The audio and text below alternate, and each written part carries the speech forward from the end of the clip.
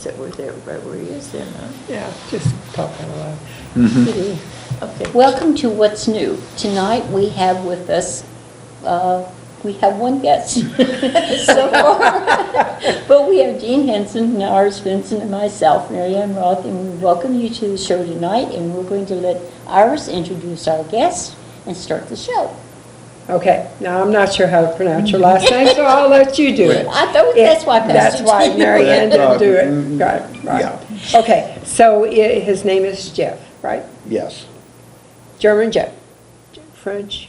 It's What nationality is that actually? what the How'd the Jeff spelling? as in Geoff. Oh, right. That's the old English spelling. Old English, okay. Okay, and then the last name, you're obviously working up the courage for this, but it's Giuliano. One of these days I will remember it. Okay, Giuliano. It's Italian. Oh, It's okay. my great grandfather came from southern Italy, from Calabria, and then he his son married a Polish German girl, and it's a typical American thing where Right. everything gets mixed up, which is fun because it's a lot like Saint Genevieve. That at the core of things there's a certain identity, and of course in A the mixture. but there's a lot of different influences there that get mixed up. Exactly, And then the next thing, of course, is why am I here? Well, besides the fact that you obviously invited me you, yeah. because I'm really entertaining. Yes, you are Back up. very much so. That way. Not really. Okay, so, well, it doesn't matter. He okay. can pick him up either way. All right. Yeah. Okay, Go so ahead. he is going to tell us about French colonial America. And he is at the Bolduc Properties, I guess you could Yes, call it. that is part of what we manage. And this So- is a great opportunity to explain what's going on. And I can tell by the expression on Jean's face that we need to explain what's going on. And where this starts is, back when, in the late 1940s, when the colonial dames started acquiring historic properties here, beginning with the Bolduc House. And the National Society of the Colonial Dames of America in the state of Missouri still owns about a half dozen properties here. And we generally now refer to them as the Center for French Colonial Life, which includes, besides Bolduc House, Le Meilleur House, the Linden House across the street, Jean-Baptiste Valley House, where we have my office and library and meeting space.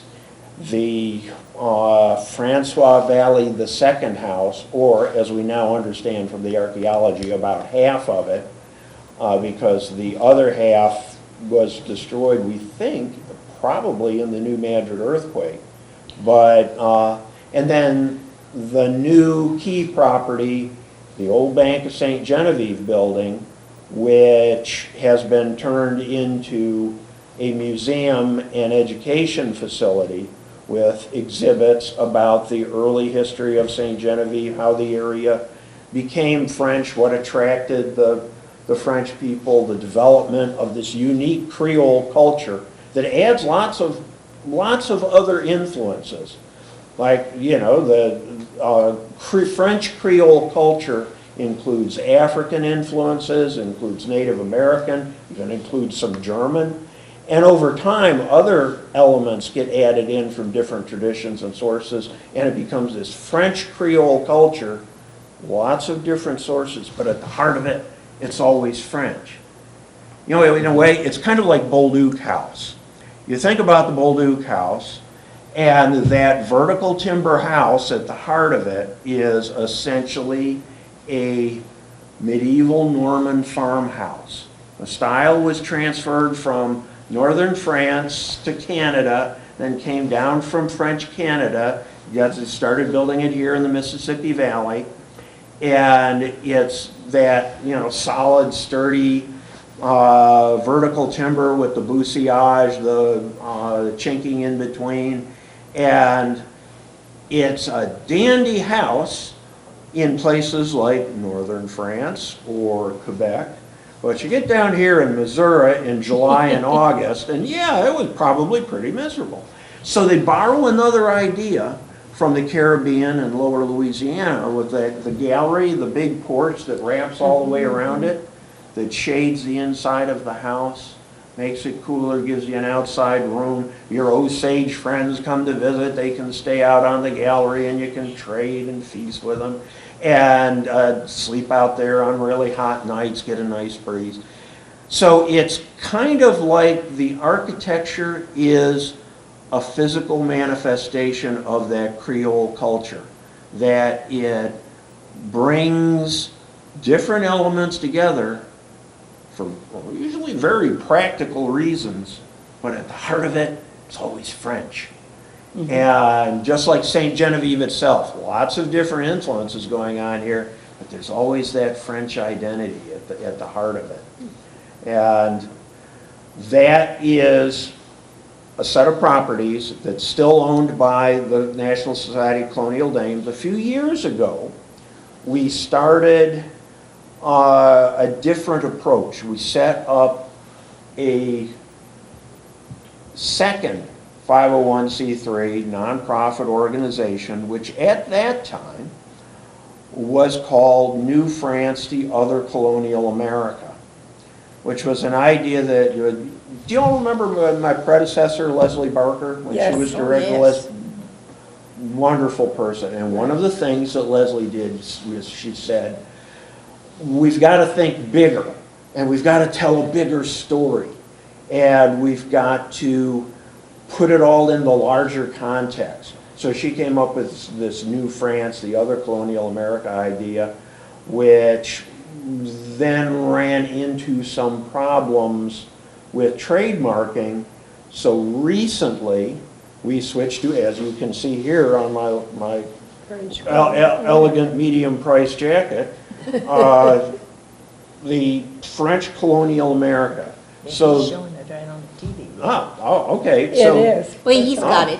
all right, excellent. Charlie's good. He is Yeah, good. He is good. Sharp young He man. can show your face or show your Okay. jacket, whichever. Um, There goes your face. all right, so I'll try not to make odd expressions. But anyway, so French Colonial America is a separate organization from the Dames. Oh, okay. The Dames still own the properties and have, you know, an ongoing responsibility to taking care of them, but they've engaged this new organization to provide professional management and operate the site. And so all of us, including Jean, when she's volunteering down there in the archives, is we are all employees and volunteers of French Colonial America, FCA. It's kind of like back in the days when I worked for the Fire Department of New York's museum. I've been in museums for about 40 years. And That explains a lot. yeah, it does. It's like, you know what, we were talking about this the other day. You know, when I started, we kept track of records for the collections on 3x5 cards.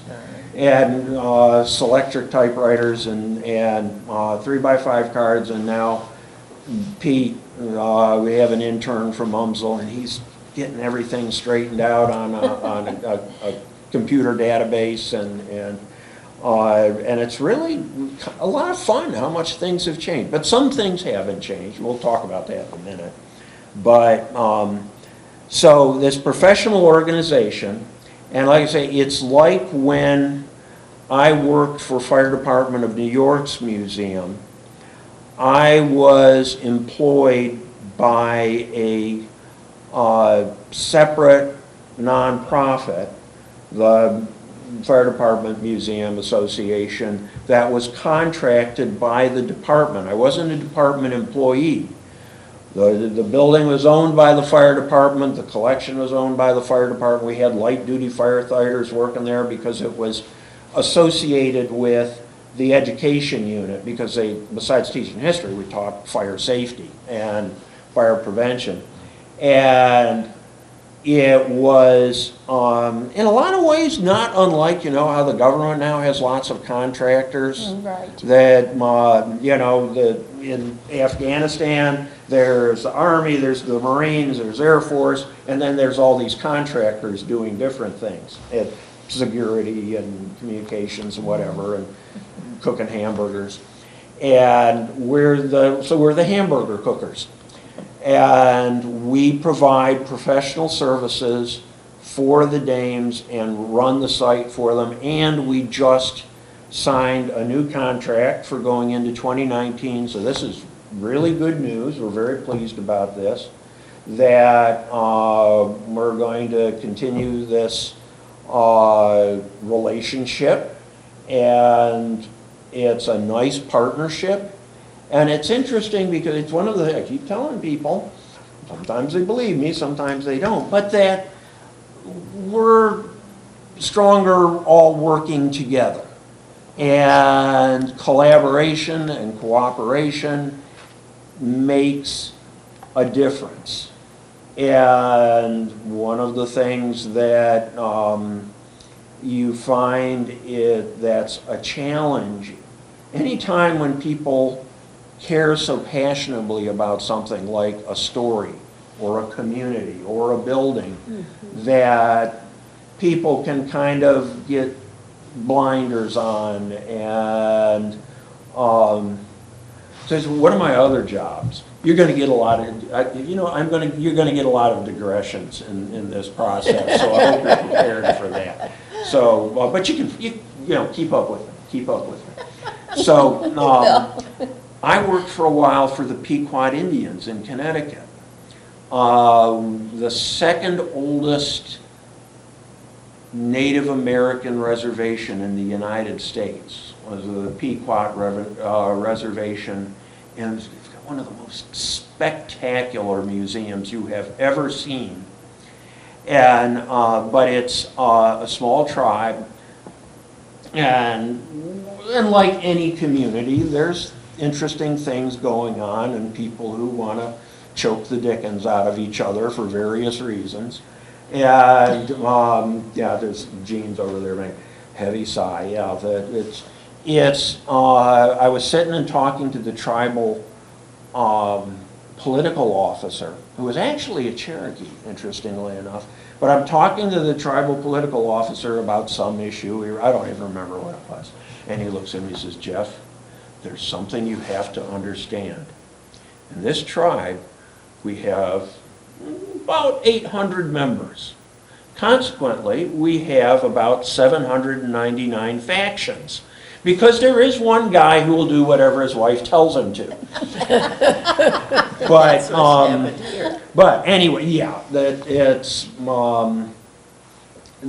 is the nature of communities, that you have different perspectives, and we overcome that by trying to communicate and work together. And yeah, it isn't always a pretty process, and it doesn't always work, but if we go into it with goodwill and openness and a sense of humor, we can overcome pretty much anything. So what we are doing now is that we are managing these sets of properties for the Colonial Dames in the state of Missouri. And we have a really good team. And again, which Gene is a part, and everybody tries to help each other. Yes. And it is a nice mix of people from different backgrounds, including our Director of Operations, Robbie Pratt, who's descendant of the Pratt family, one of the early settlers here. And I have a question way out in left field right now, but I'm curious about, now the Bolduc House is a certain type of building and everything, but then he built the house, Lemire House. He did not build the LeMayer house. Okay. Okay, so Bolduc House. Now, this is one of the other things that's fun. You ready for another digression? All right, that we are continually learning things and interpretation, how we help people to understand a historic artifact, and these houses are artifacts, or a story. They all have stories to tell. We can only do it the best we can with what we have to work with. And as you learn new things, it's kind of like our own personal lives. You're going to sit there going, oh boy, if I only knew 20 years ago what I know now. I never would have married that opera singer. But anyway, that we have in recent years, in addition to the ongoing research and different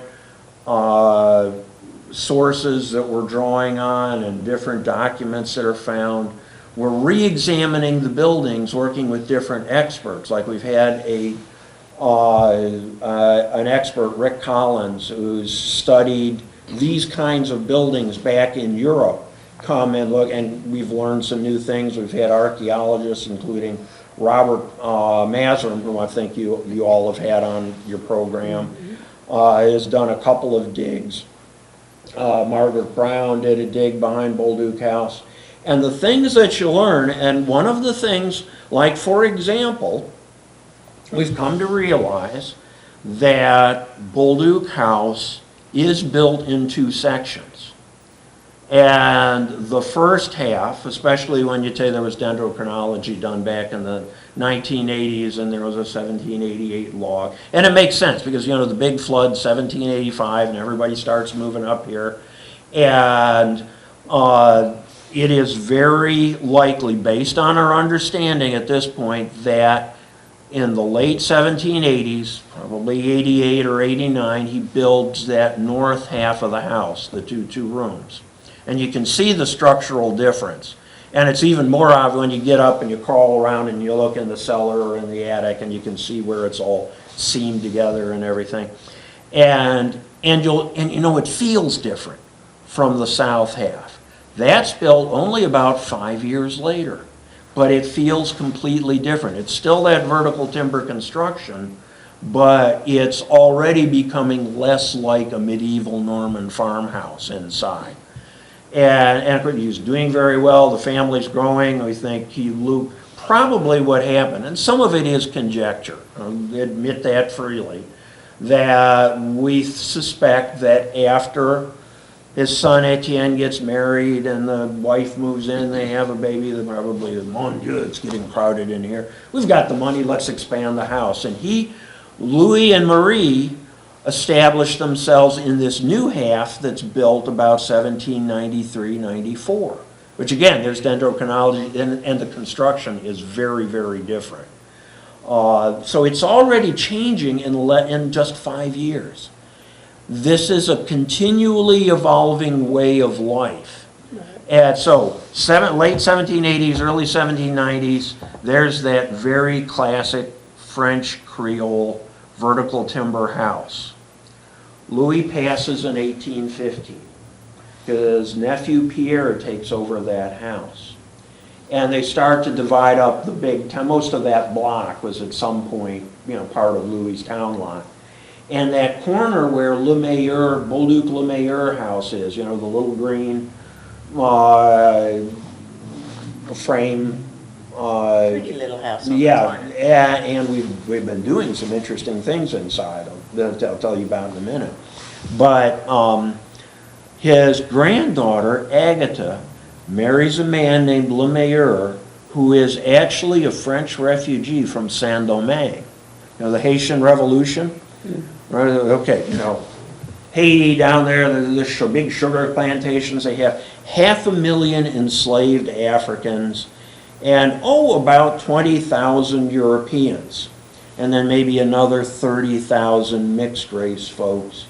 So you got about 50,000 of these folks who are in charge.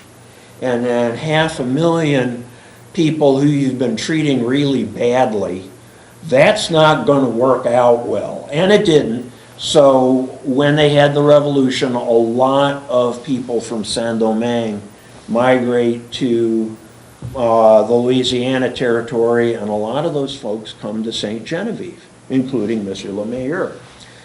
About 1816 to 18, they build that house there. And when you look at those two houses, remember this is his granddaughter and her husband, so it's just, you know, a generation or so separated between those two houses, how different they are.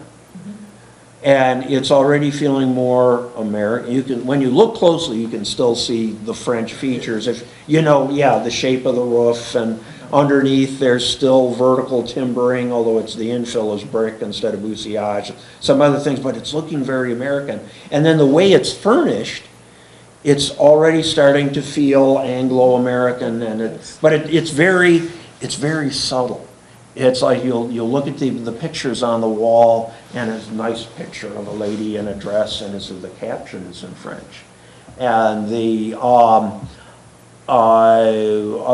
French books, and yeah, there's a mirror with an American style eagle on it, but so they're thinking of themselves as Americans, but there's still that other identity. It's like when Jean-Baptiste Valley, after, you know, the fellow who built the big yellow, the Schramm's old house, when Jean-Baptiste, who is the last colonial era civil commandant, he writes to a colleague after the Louisiana Purchase, and one of the lines in it is, "We are all Americans now." Of course, he writes it in French.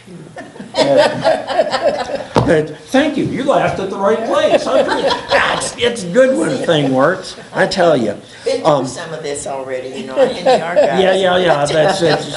Well, we're sharing it with your viewers. And so it's a wonderful story, and it keeps evolving. And like when we did the archaeology, for example, one of the things that happened was, and I'm sure Robert talked about this when he was here, but you know, they weren't sure what they were going to find. And there was this trove of material culture and fragments, you know, because archaeology, what you're doing is you're rooting through other folks' garbage Right. from a couple hundred years ago. So there's all these bits and pieces, and there's some of what they there was French faience from the 1750s and 60s. And then they started finding like British Staffordshire from the pattern wear from the 1780s, 1770s, the pearl wear that's coming from Britain. And then, on top of everything else, they find fragments. Now, mind you, this is both behind Bolduc and later found in the digs behind Francois II's house. These are people who are merchant class, are well-to-do compared to your ordinary habitant. They find fragments of export Chinese porcelain from the 1790s. This really delicate, beautifully painted little, and it must, these Chinese teacups would have cost 10 times what a British teacup cost at the time, but they could afford it. They're part of a global trade network. They're in the middle of, literally the middle of the frontier, nowhere, and they are still part of the global trade network. There's fragments of French brandy bottles and mustard jars and oyster jars and olive jars from Spain and southern Italy, and there's all these things that make it clear that they are, yes, it's taking longer to get to them, but they are enjoying a life that they can show off their success. These are prestige items. The Spanish commandant's coming to dinner, put out the good Chinese porcelain for him. And they are actually living a relatively, again, people at a certain social level, a sophisticated life. These aren't folks wandering around in buckskins with dead animals for hats. So, go ahead. The Bolduc house itself was the first. What was the next? Was it Linden or was it Lemire? It was, we think Lemire. Linden is a little bit later. You know, they're still building the vertical timber structures up into the 1820s. You know, how it's just like now, that some people come along and they do things the newest way, and other people, we're going to do it the way we've always done it. Thank you very much. It's what we like, we trust it. And that's one of the reasons why there are so many French Creole houses here. And so, you know, depending on who you talk to, yes, somewhere between 30 to 40. Late 18th, early 19th century, but they're still building them in the early 19th century. You know, John Carroll has been restored that little house up there. She would probably know more where it is. Yeah, it's just spit in a holler up this way and near the creek. And That's the Wallamadier? yes, and dandy little house. But it's pretty late. It's getting into at least the 1820s when that's built. We suspect that probably the vertical timber structure that is at the heart of the Linden House is probably 1820s, and then not that long after, you know, it gets expanded and there's that 20s, 30s, American vernacular frame house that kind of surrounds and hides it. And that's really true for a lot of the Creole architecture in St. Genevieve. It's not out there and obvious, but it's like just in that little area right there, there's, you know, Bolduc House, which is obvious. There's Linden, which is vertical timber underneath. There's Jean-Baptiste Valley. Under that great big Greek Revival yellow gentleman's house, antebellum, kind of going towards Greek Revivalish, there's a 1790s vertical timber house underneath all that. And they didn't just tear everything down. Again, these are very practical people.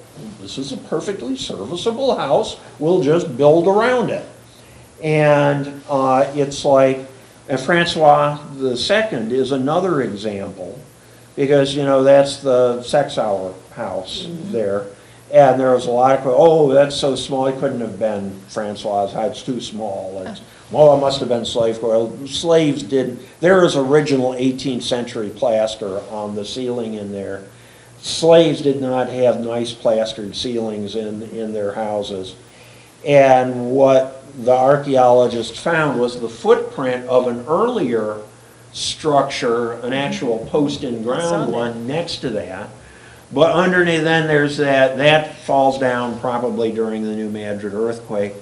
That part that's there now was an addition put on in the 1790s. In fact, it's built the same way that the 1790s addition to Bolduc House is built, which makes sense because they're the same economic status or similar. They're both, you know, mercantile. They're criollo, top of the food chain. We'll talk about the Spanish caste system some other time, but or today if we have time. And that house again, dandy little vertical timber structure, beautiful plaster work, the same kind of structure in the attic, which is really unique. And they then covered it over with that little Victorian gingerbread siding and porch, and you wouldn't know it, but there is a Creole, French Creole house under that. Considering what's under there, would at any time, would they consider taking the siding off and showing the house That one, itself? we're probably not. Because here's one of the things, and we haven't even talked about the Park Service yet. One of the things that the Park Service loves about St. Genevieve is that it's not like Williamsburg, where they went in and everything after the period of significance is torn down, like that history doesn't matter. No. And we had a Shaker community in Kentucky that I just loved, all these original pre-Civil War Shaker buildings. But the Shakers were there, into the 1870s, 80s, and they made changes and added portions. Oh, they tear all that off and take it back. Okay, that's nice, but it does two things. One, you lose the continuation of the story. And two, you're treating different periods of our history like it's not important. I know the folks living in that house there on Gaburi, there was the little bottling works next to it, and there's, that a really big family living there it's great history. It's part of the community's history. Why tear it off and throw it away? Now, you can show windows. One of the things that we're planning on, that it's going to take raising some money, but the plan is that we'll repair the house, stabilize it, but there will be places where they have already started cutting away windows into the interior where you can see what's underneath and what was there before. Several of the places in town have that. Yeah, and it's interesting. In fact, that's one of the things I like. That at some point they added a bathroom there, and in that bathroom, which it probably dates from the early 20th century, they cut a little window into the wall so you could sit there doing your business and contemplate the fact that you are in an 18th century house and see the original hewn timbers underneath. And the whole idea there is going to, because we've done archaeology behind there and found some great stuff, as well as the footprint of the other part of the house that shows that it was a larger house suitable for a gentleman of Francois Valley II's status, and that there is archaeology that happens below the ground and above the ground, and that you can see layers of history. And that's something you can do in St. Genevieve itself, because, and again, going back to why the Park Service loves it here, is because you can walk down the street and you can see a story unfold in front of your eyes. Like just that, where you're going from Bolduc House from the late 18th century and then to his granddaughter's house, and it's early 19th century, and you can, oh, look how much it's changing. And you start going, well, I could live in a house like that. And, living in Bolduc House would be like camping out. But it's becoming more modern and American. And then you go to the next house over, Jean-Baptiste Valley, and it's mid-19th century. It's this, you can see this progression. And the other thing is that that's what communities are like. That one of the things, the MoDOT archaeologists who are working on the Poplar Street dig, they love to come up to St. Genevieve and they'll stand on Main Street and in the middle of traffic, and they'll go, look at this street. This is what St. Louis looked like in the 1820s and 30s. And this is exactly what it looked and felt like. And you don't get that by trying to take everything back to, fighting that temptation to peel off anything that happened after 1803. Right. So it's actually, I think that's one of the advantages of doing history in St. Genevieve, and one of the reasons why I have so much, can you tell I have fun here? I am having a blast. I love the community, I love the people, even the grumpy ones, and don't look at me like that, Gene. I wasn't, all right, I was talking about you,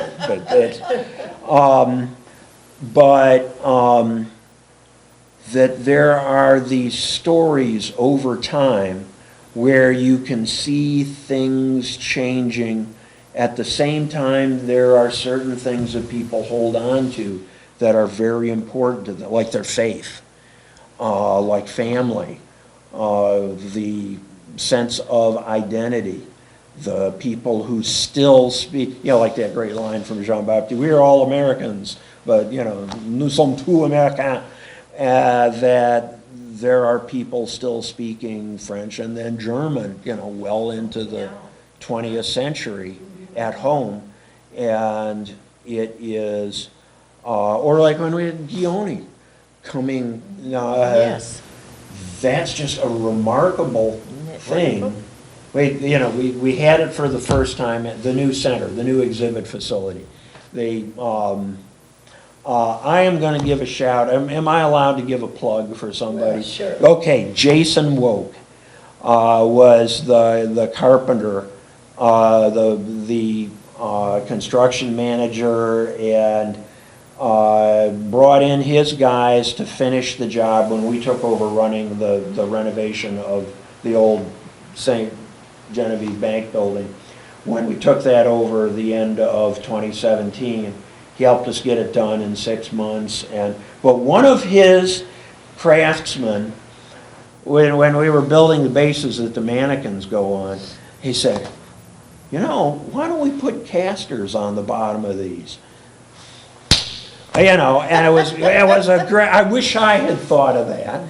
Sure, let's put casters on the bottom of them. Jason's Great, guys huh? were great and Yeah, they pleasure to work with. But anyway, so we put casters on them. So when Guioni came, we could just push all these different things out of the way and make a big open space in the middle of the floor. I wondered where that came from. And That's what it was. didn't it sound good in there? Oh, yes. Oh, nice acoustics, and they had plenty of room to do the dance, and it was great. But one of the things that is so amazing to me about Guioni is that it's not something that's recreated. It's not, we have to do it just the way they did it, and it's a living tradition that evolves. There's that French Creole identity at the heart of it, but it's like just in the last few years where they've started including ladies among the singers and Yes, dancing group. Yes.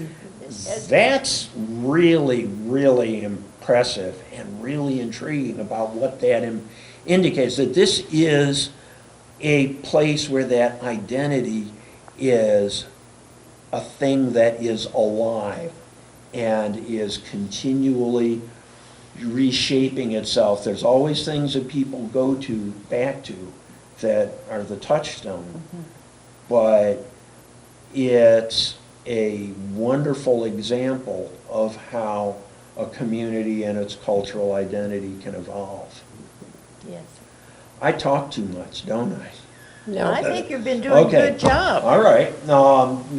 Do you all have some more questions or things that are baffling about? Because I know the last few years have been confusing with the changes of names and the two different organizations and. No, I would just, go ahead. the posts in the ground, how Yes. do they preserve those? Is it because it's the wood, type of wood? They tended to use cedar. They also tended to char the Okay. ends. Okay. I believe they usually put lime into the post holes too, which discourages the critters. And then, yeah, it's kind of, there is a reason why there are more post on sill and only a relatively few post poteau en terre houses. But again, it's one of the nice things about St. Genevieve that there is such variety. That's another thing that comes up. A lot of people, what about dendrochronology and the science of, dating the logs and everything? Well, it's really hard to date the timbers used here because you need sapwood. And how did they treat these? They didn't just cut trees down and stack them on top of each other like a Anglo-Germanic log cabin, they're hewing them down and making them nice and even and square, and in that, more often than not, they're taking off the sapwood. So you don't have the whole range of the rings to be able to, it's really hard to find timbers to date. The other thing is certain timbers can't be dated with dendrochronology, including the cedar posts that were usually used in Poteau-en-Terre. And so like, for example, Bequette Ribaud, which is a great little house. You know, it's a different social class than what like the Janus or the Bolduc house is, but a very important group. And then because it's all about context, right? That it's right there across from the Grand Champ, from the, you know, that it's a working families kind of house. And I wouldn't be surprised, you know, again, it's like anything. Anytime you start going, well, my house is older than your house, and there's blah, blah, blah, and, well, maybe it is. I hope it is. But we have to go on different things. And the evidence is we have it. And even when we think we know what we're talking about, we have to say, to the best, unless you have a contract that says,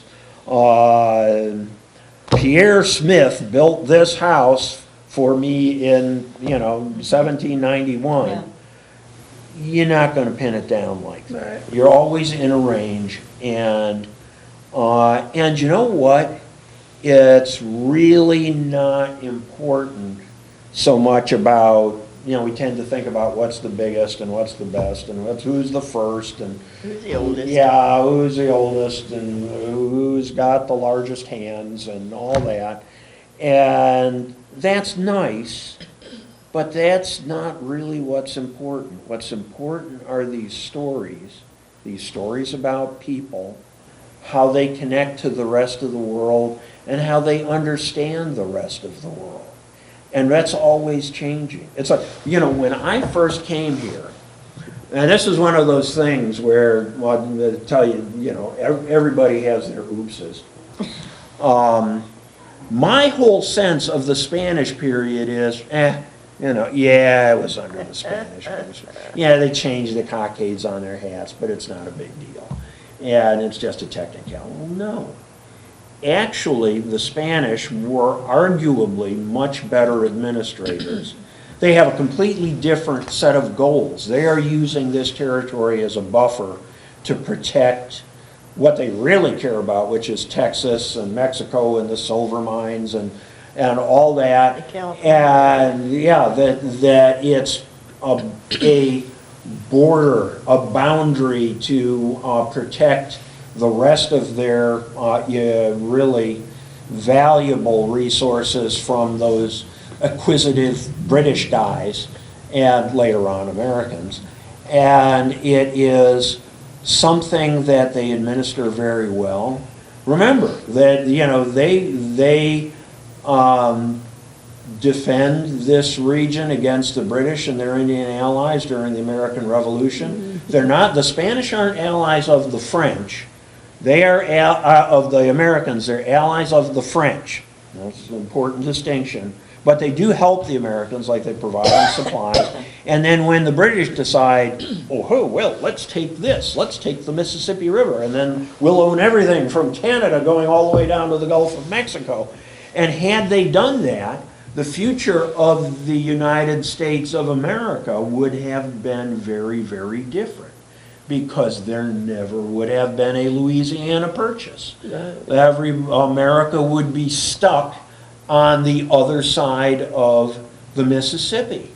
And how did that happen? Well, because Lieutenant Governor de Leyva, the Spanish lieutenant governor up in St. Louis, finds out that the British and their Indian allies are coming, 1780, and he sends out and he gets 60 of the local French Creole militia who have been trained by the Spanish. They're wearing Spanish militia uniform. Steve Kling's great. Have you had Steve come talk to you?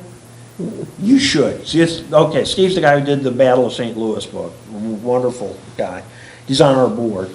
And so these 60 guys from St. Genevieve get in their bateau, and they take all the supplies and swivel guns that they can, little cannons, and they go up, and they make up almost a third of the force that successfully defends St. Louis.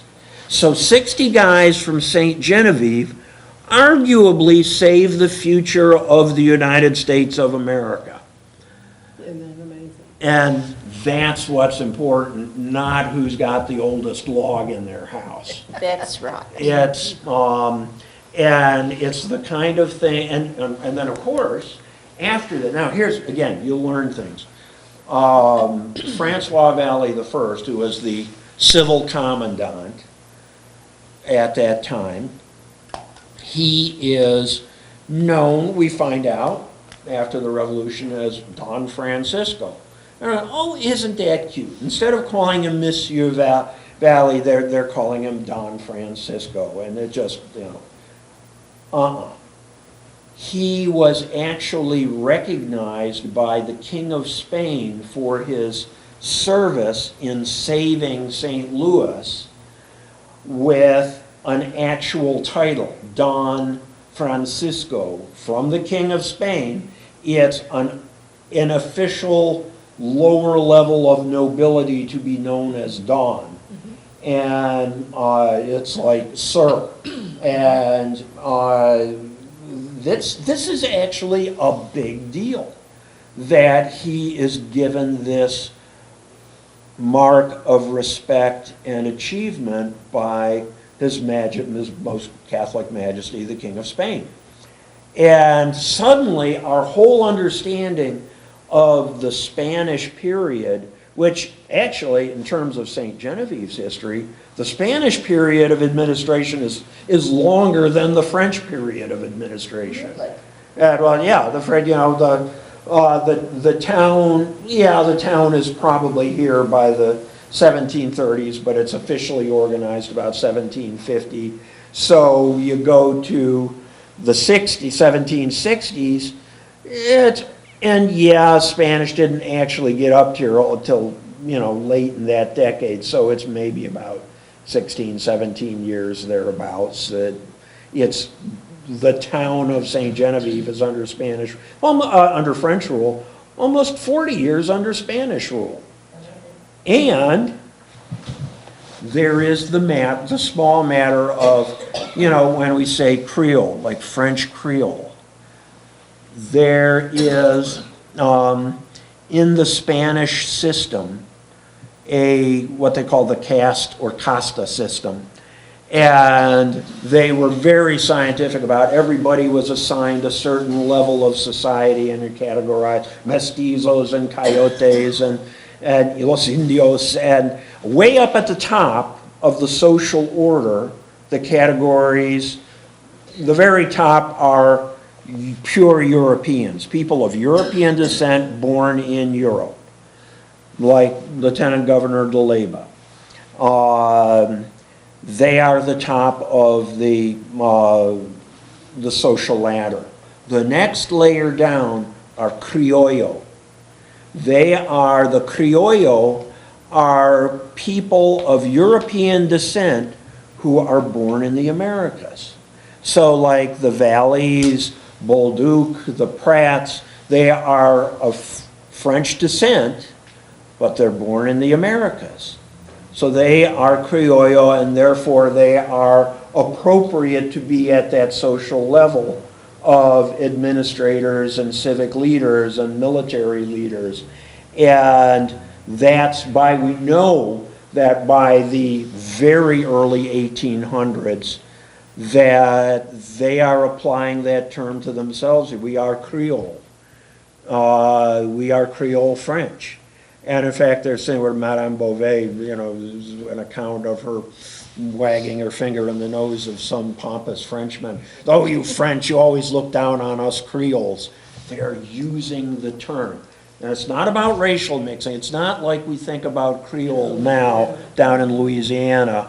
but it means, yes, a mixing, and a mixing of traditions, but it's not so much about a mixing of races.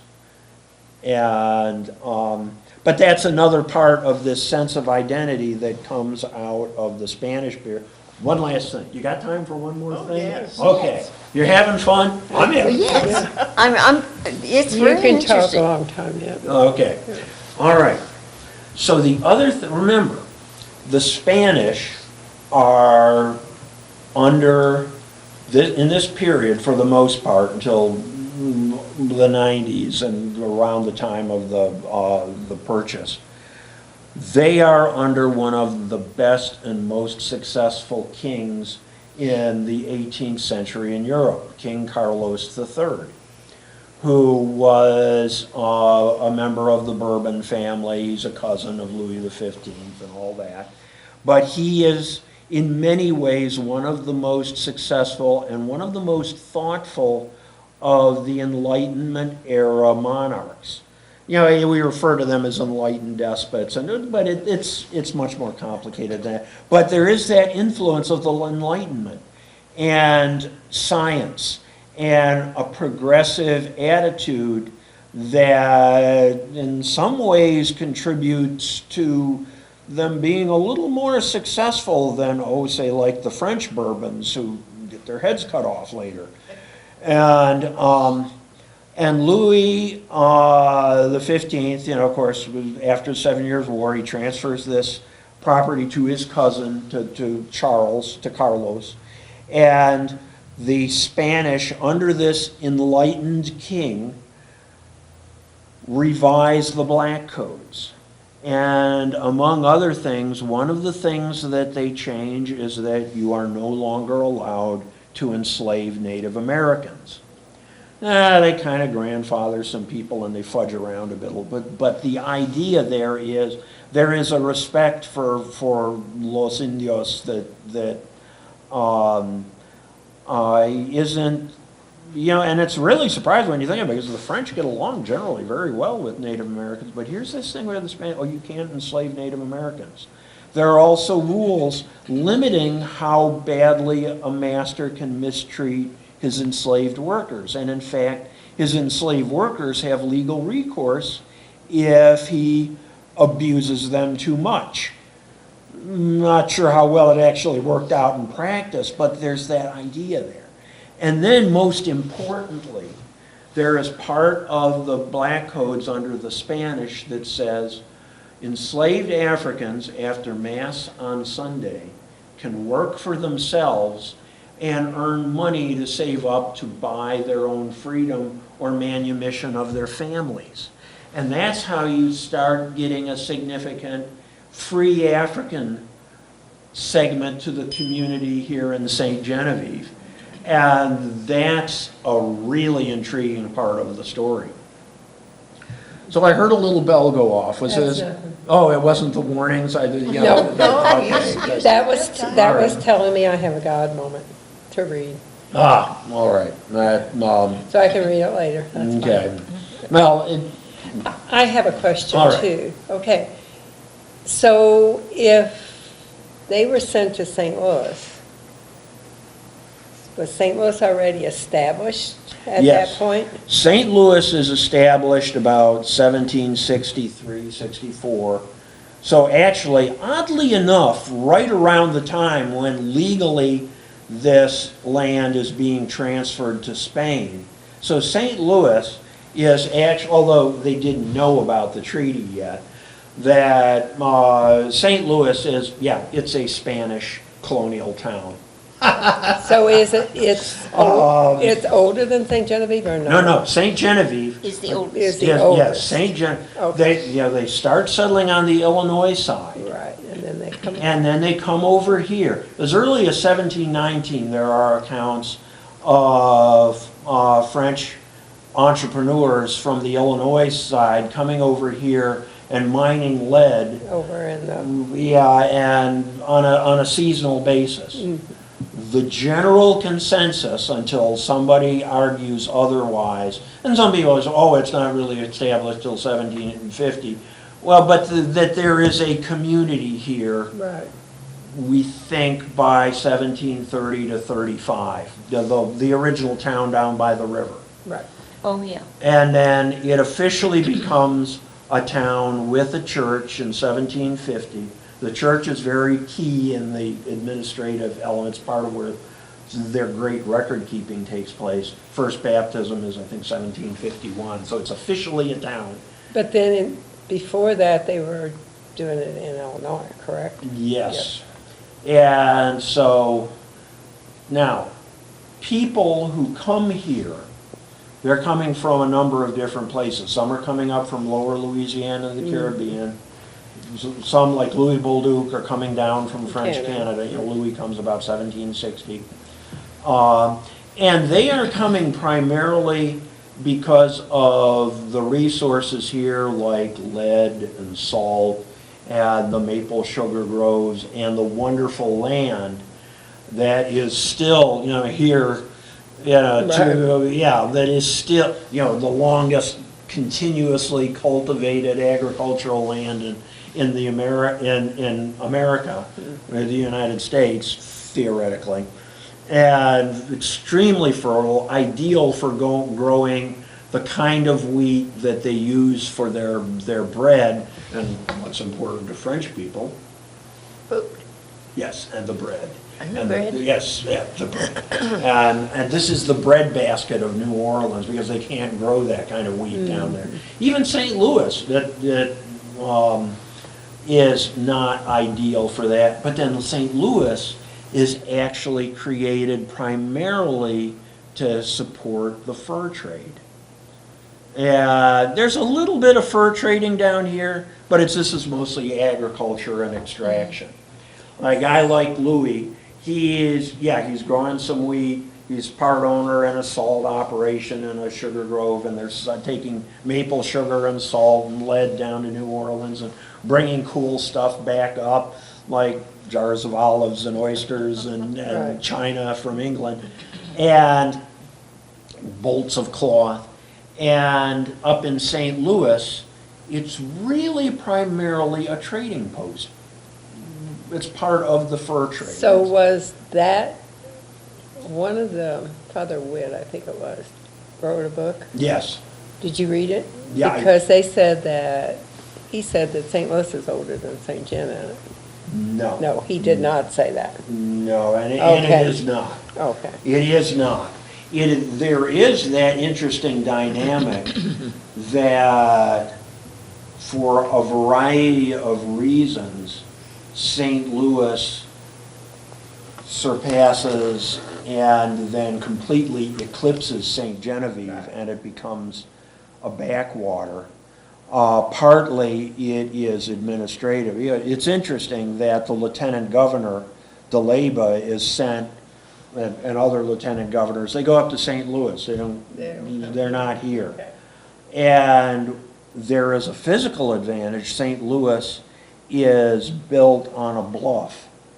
So it is somewhat raised from the river, whereas in the period we're talking about, 1750s, 60s, 70s, into the 80s, before the new town's established up here on higher ground, they're getting flooded all the time.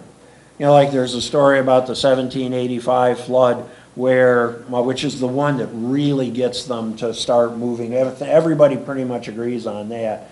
1785 flood is so bad that some people kept their boats from floating away, it is said, by tying their boats off to their neighbors' chimney tops. Maybe. Okay, it's a bad flood. You know, though, that could very well It be could true, very well be. because There look is- at the 93 flood. Yeah, there is. Kaskaskia was under. Yeah, although there is also the problem that we How did don't they know move about all the levees stuff? and you know. Oh, definitely. You know, changing the nature of Right. flooding and focusing it in certain areas but Man-made problem. right. we have an impact. Yeah, but yeah, St. Genevieve regularly had that problem. St. Louis, it's still, flooding's still a concern, but it's in a little better position.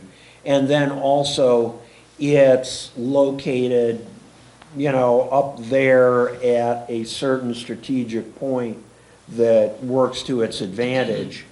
And so it develops much more rapidly and this recedes.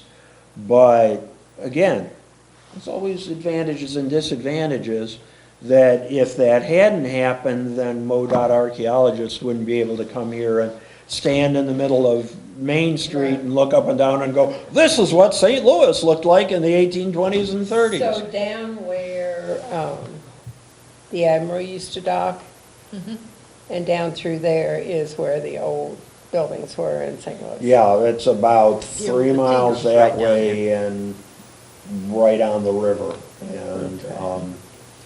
And that's a real interesting question. There are people going, you know, we ought to start doing studies with LiDAR and, you know, ground penetrating radar and see what might still be. It might be all gone, or there might still be something there. And That's interesting because my family's both directions, Perryville and St. Louis. They were settled back and forth according to the times, how they had to survive. yeah, and Sometimes they were farmers and sometimes they were in St. Louis doing other things. yeah, Workers. probably merchants, and it, you know, it's like the Pratts who are in mining, and they're also merchants and have stores and trading posts, and these are arguably creative entrepreneurs that whatever opportunity presents itself, They grab it. they're going to grab onto them. And yes, there are probably certain people, like people who had certain skills, that they would have made the most, like a blacksmith. Right. A blacksmith or a gunsmith was incredibly useful and potentially successful, particularly, like the native folks. And there is more interaction between St. Louis and the powerful tribes like the Osage and the Missouri and the Little Osage. And they were all the way over to St. Charles also. Yeah, but they're coming into town not just to trade, but also to get things like gunsmithing services and blacksmithing and that cultural exchange that happens. You know, one of the wonderful things about this historic process, again, the part that's more important than who has the oldest, biggest log, is that there are these processes of exchange where, like, for example, Creole culture includes elements of native foodways and, you know, the corn bean squash, the small level cultivation, herbal knowledge that goes into medicine, recreation, everything from smoking to playing various games, and clothing. The Henry Brackenridge, you know, the great memoir of the little boy that's here in the 1790s, they talks about everybody in town wearing Indian sandals, moccasins. That's the one that Valley raised, or who raised it? No, Henry Brackenridge. Henry Brackenridge. But didn't, who was the boy that came to town and lived with one of the? That's Henry. Okay. Henry But who did is he live with? an Anglo boy who is, and I believe it's Beauvais, Saint Jean Beauvais people. It's Oh, yeah. okay, somebody Okay, down here on yeah, the street. yeah, and he is sent by his father as a child to St. Genevieve from Philadelphia to learn French and manners because his father wants him to be a merchant, and you need to know French and manners to be. Oh. So he comes here, and a number of years later, he writes this great memoir But among other things, besides the fact that everybody in town wears the Indian moccasins, are very practical. He talks about playing with the Spanish gave a land grant to Shawnee and Delaware bands that were leaving the Ohio country because the Americans moved in and the neighborhood went to hell. But the Shawnee and Delaware have settlements on their land grant to the south of here, and he talks about playing, running races and shooting bows and arrows with the Shawnee boys, and so there's this interaction going. You think about the African folks who are here either as enslaved workers or as free black families and working for other families, and it's one of the reasons why I love the kitchen, that stone kitchen that's added in the early 19th century on the Bolduc house. Again, the kind of thing that if you wanted to take it back purely to the 18th century, you'd have to tear that off, and you'd lose a great piece of history, because that's a key place where cultural exchange happens. That these, you can imagine in that space, they're not only cooking and doing food prep, they're looking after the smaller French Creole children. And you can imagine these Senegambian ladies in there cooking over the fireplace, and there's all these wonderful smells of their unique cooking, and the kids are in there being looked after, and they're telling them their story, like the Brer Rabbit stories. Those are originally African stories. Oh, are they? That are brought in, probably singing songs from their homelands or ancestors' homelands in Senegal and Gambia and Western Africa.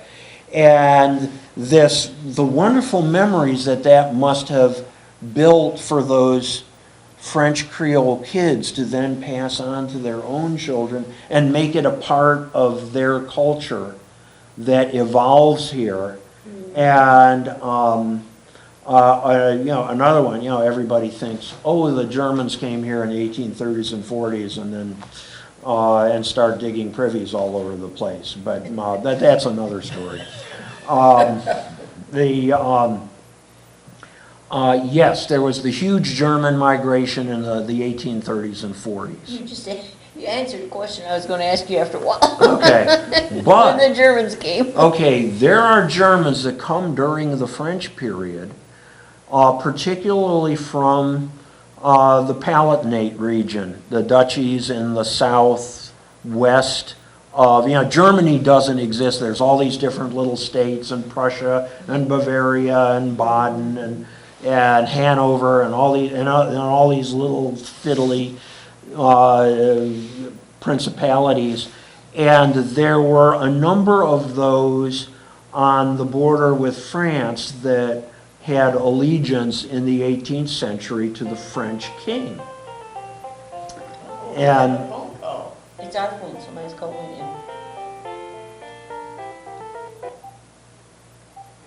Hello, welcome to What's New. Hello. Yes. I'd like to speak to the gentleman. Okay, Jeff, you can talk. Okay. You're on the speaker. hi there, how you doing? It's Tim. I'm fine. What was that, Tim? I'm Timothy Cameron. Hi, Tim, how you doing? I'm fine.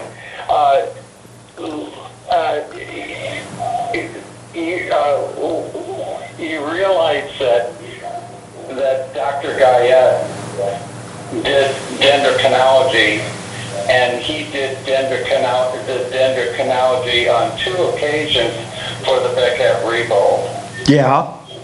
And that was entirely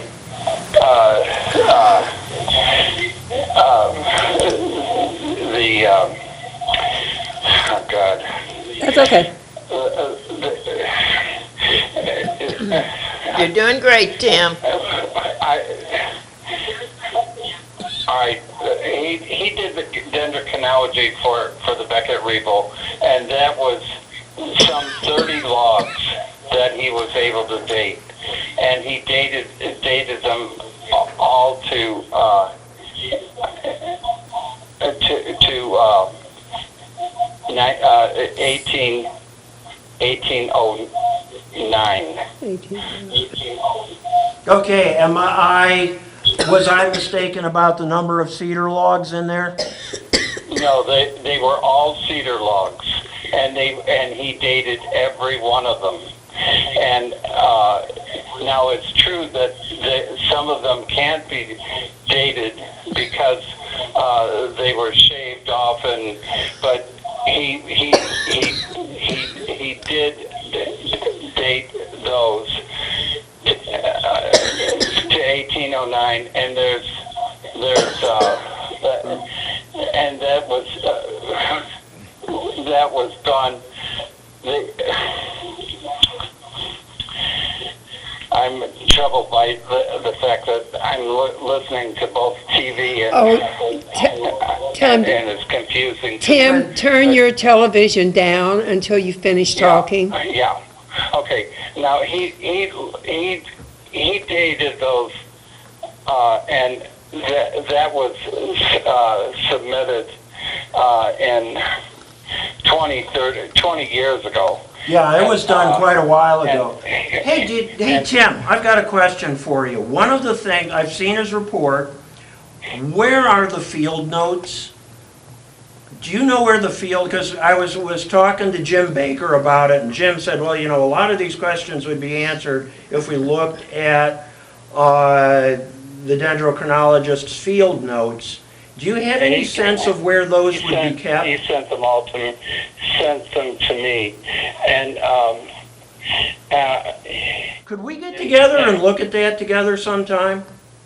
yes, but you're wrong in that the dating of that. You're wrong in the dating. Yeah, I'd say, yeah, and that's and then the other thing is that the northern oak is what all of the houses that are on Pato sur Sol, and they are largely done in northern oaks, and they were done for this reason, that northern oak is resistant to termite damage, and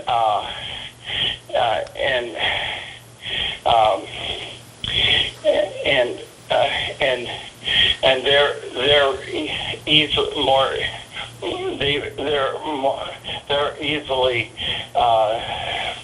more easily done in dendrochronology for they can right, as long as you have the sapwood, and that's why, yeah, that. But if you have access to the field notes, I'd love to set up a date. Can I give you a call in a couple of days? We could set something up. We haven't visited for a while anyway, and it's time for us to have a sit down. How about if we do that?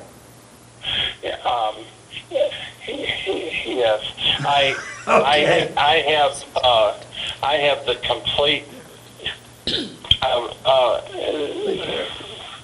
notes on all that. That's great. Yeah. That's great to know. That would be, and yes, and it's like, yeah, you're right. I get, like anybody, I get some things wrong, and the only way we learn is by talking to each other about it. So I appreciate the feedback, and I'll yeah, it's been a while. Let's sit down and talk, okay?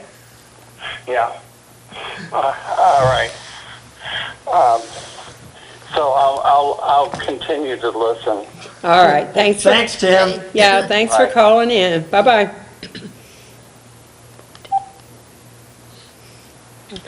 Now, So- now we have a, So Okay. anyway, I said this once before, I think, when the other whatever his name was on.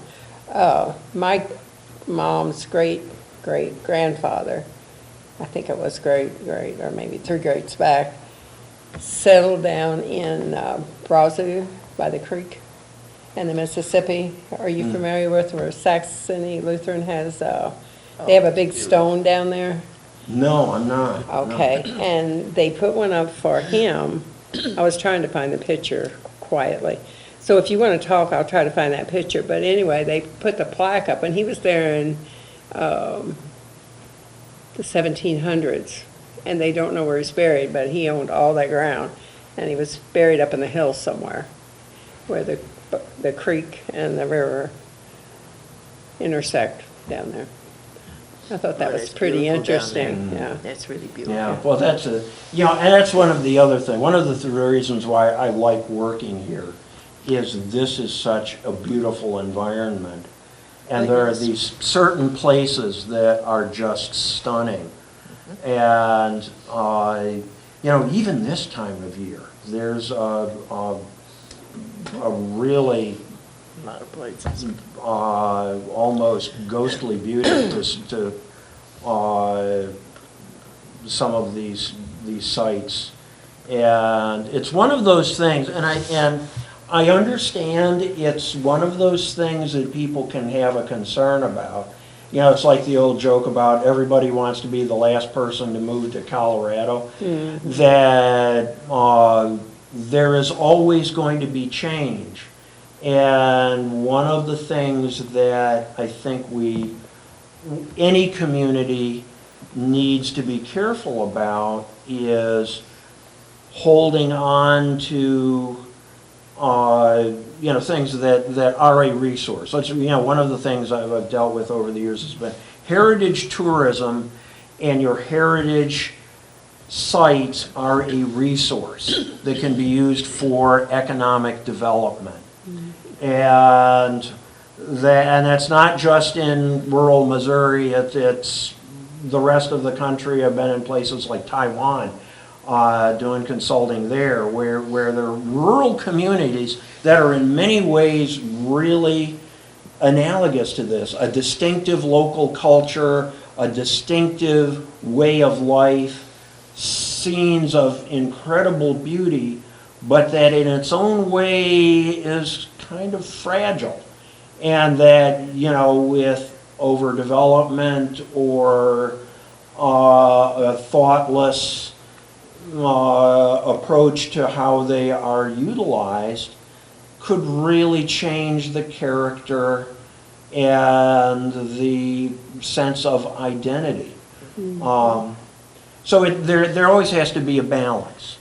But this is something that a community like St. Genevieve, they do have a resource in their story. The physical manifestations of which survive. This great collection of French Creole buildings and colonial era buildings and early American buildings and mid-19th century German style buildings.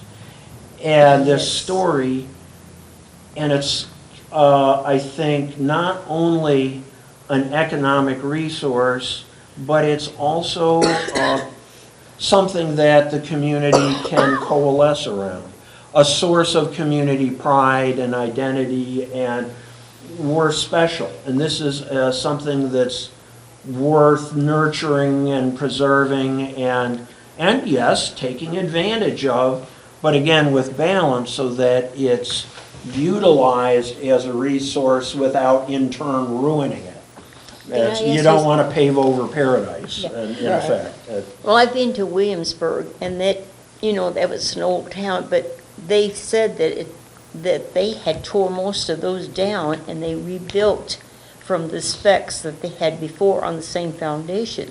Now, St. Genevieve, am I correct in saying that we have the oldest and the oldest buildings in the United States?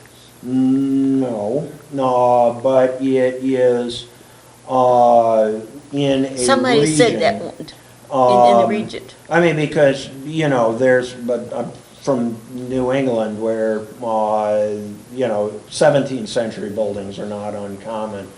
But it is the best and largest collection of French Creole colonial Okay, era that's- houses.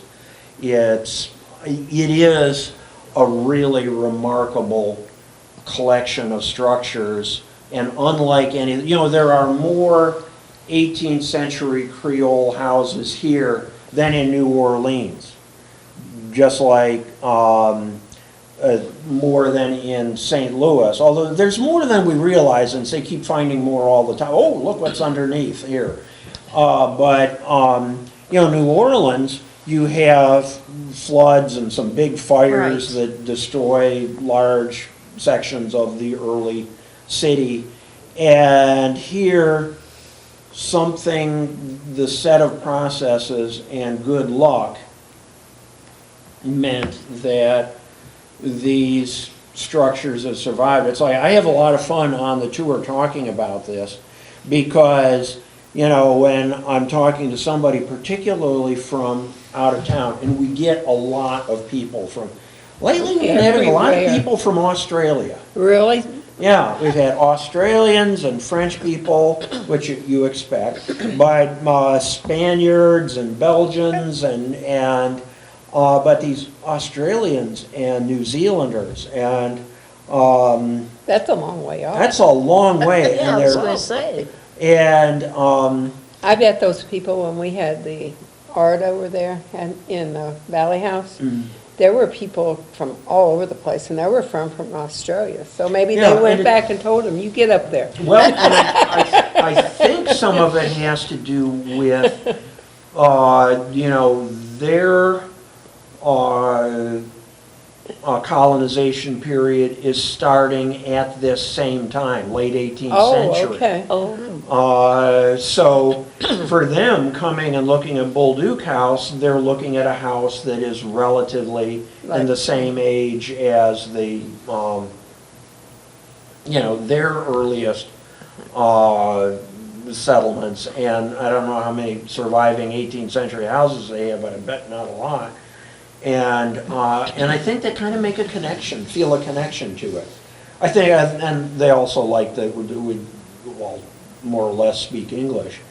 But this is interesting. We're getting into since we're talking about economic development and heritage tourism.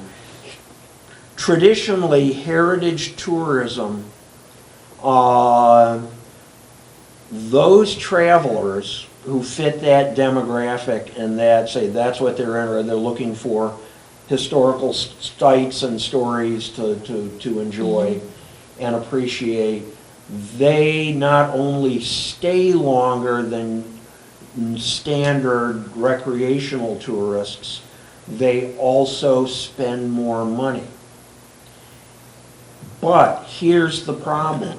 Museums in general across the country are seeing a decline in visitation.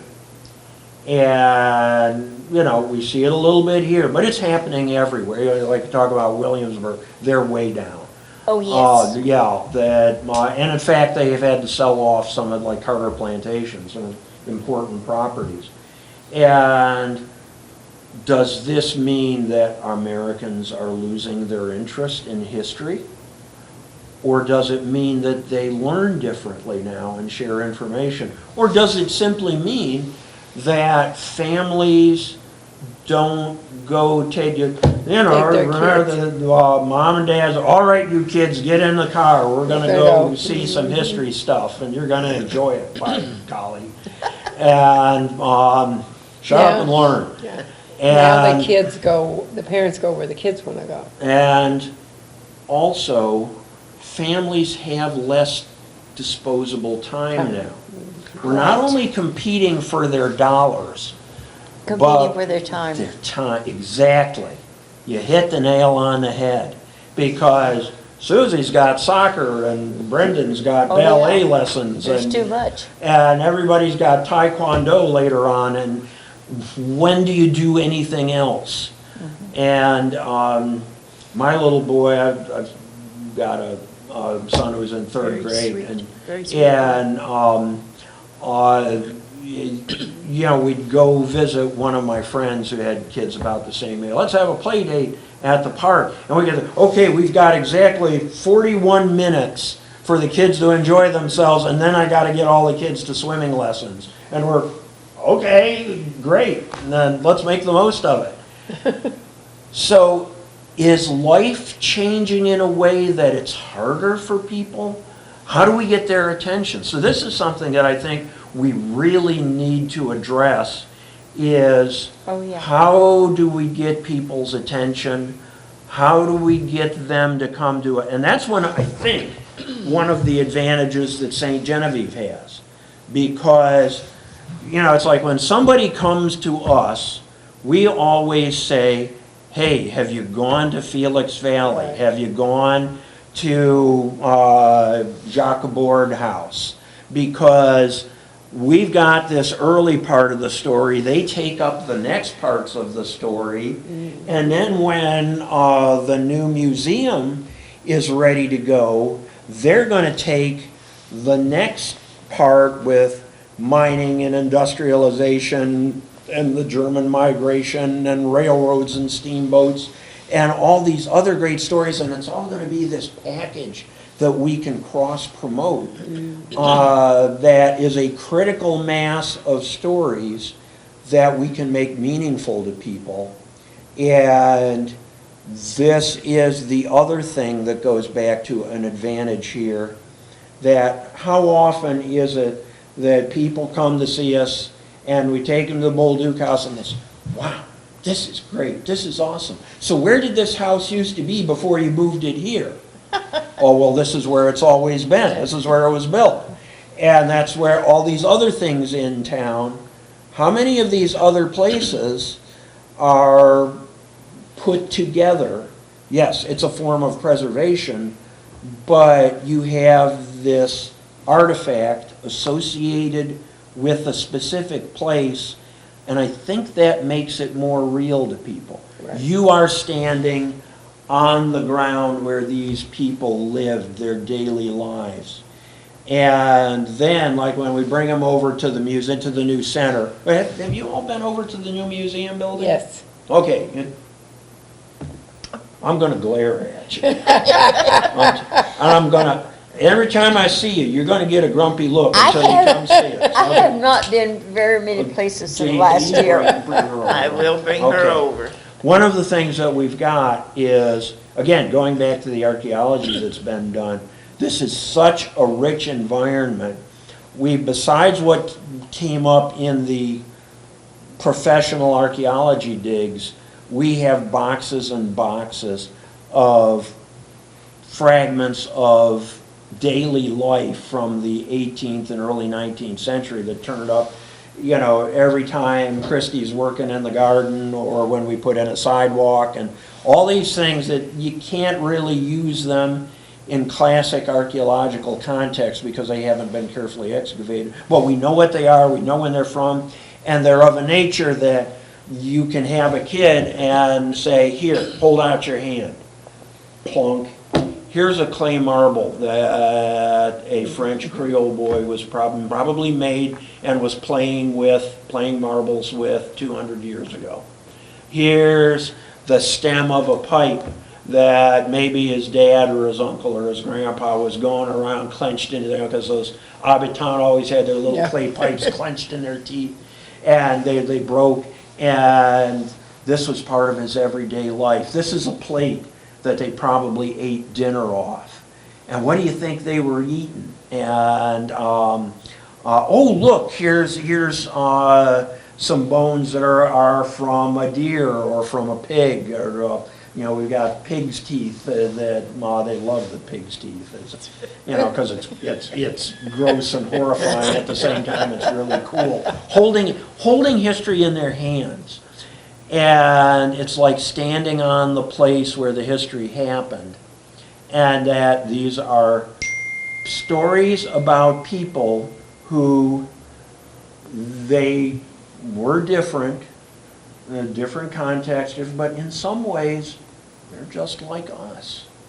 That similar hopes, dreams, issues, similar things that hold them together, like family and faith, and a sense of community identity. And we can connect to them. And that's something that, again, thinking about how it can benefit a community, that it's a reminder that we have something that is a shared resource that we can all be proud of, that we can share with other people, and yes, I'll be brutal about it, that in sharing it with them, the community can make money and provide jobs and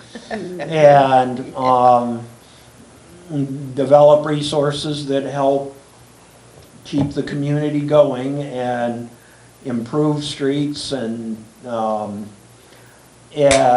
provide services. This all ties together. And it is something that we want to make sure we don't waste. We don't lose it by Right. not taking good, careful. My house is over 100 years old. Pardon? My house is over 100 years old.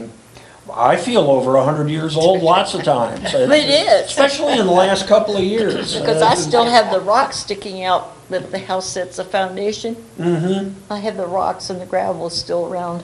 Yeah, and doesn't that give you a sense of Yeah. connection? And it gives her allergies. No, well, They give me allergies, that's for sure.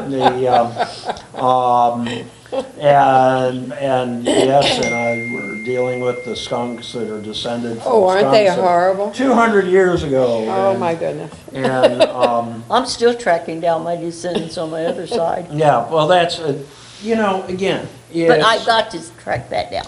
it is a great deal of who we are.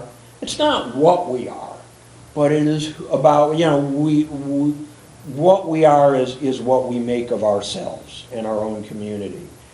But it is about who we are, and that's about things like values and about what's important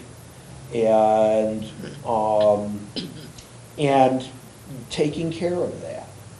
And that's what this is really all about. It's like, okay, when I was working for Fire Department of New York, you got time for a story, or we already run out of Sure, time? you're okay. Okay, I'm okay. Actually, yeah, 8:30, so I tell you I what, think I'll come next you come, time. Next you time I come visit come, us again. Yeah. I've got some stories for you. Okay, because I think we're And- 2 minutes over. Okay. Yeah. Yeah, well, you've done So a you wonderful sure job. were a bundle of information. Well, I hope it And was we- fun, too. It Oh, it was. was. It was Yeah, we interesting. sure I didn't know a appreciate lot you of this. coming, yeah. Okay. So, I am very appreciative, thank you. we are on the second and fourth Wednesday. Yep. So second, you fourth pick your Wednesday. date and let Jean Okay. know, and, Well, I'll tell you what, maybe the next time we could do something might be closer to when we've got an event coming up like French Festival, and we're gonna be trying to do a lot more living history stuff. And, and maybe we can use it, because that kind of goes back to how do we catch people's attention and Right. get them to make that epic drive of an hour long down from St. Louis. right. And we need to make sure we're communicating with them about and having things going on that Make them want to come. make them want to come and that make them know it's special and that it's going to be worthwhile and they're going to be treated well when they get here. And again, a big part of it comes down to collaboration. I was just over talking to Donna Felix Valley today. They had the same problem we did with declining attendance this year. And we're gonna try some things with coupons and, hey, you wanna see something really cool? Now you've seen us go over and see these folks. Here's a coupon for 20% off on their tours. And Donna's got a check on it with, up the food chain because the state gets weird about things like that. But if they can do it, we'll have like a coupon exchange Yeah. Well, that, that's our something guests that, will get coupons for and their guests will get coupons for us. And for. That's something we can bring up on our next meeting then, and Yeah, it and, all